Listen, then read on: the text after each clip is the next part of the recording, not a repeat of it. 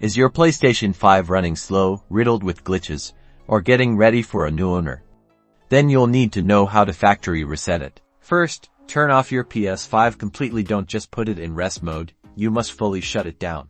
Once it's off, locate the power button on your console, which is on the front on the standard PS5. It's on the lower front panel on the digital edition.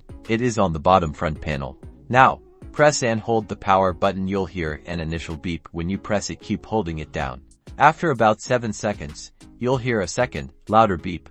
Release the power button immediately after the second beep. Your PS5 should now start in safe mode using your DualSense controller and a USB cable. Plug it into the front of the PS5. The safe mode menu will appear on your screen. Navigate to option number 5.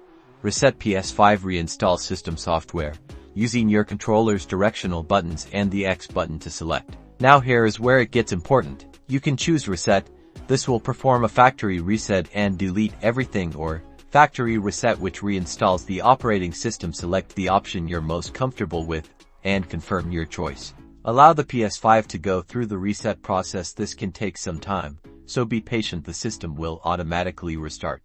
Once it restarts, you'll be guided through the initial setup process that includes language selection and setting up your internet connection. Once setup is complete, your PS5 will be restored to its original factory settings, ready to go.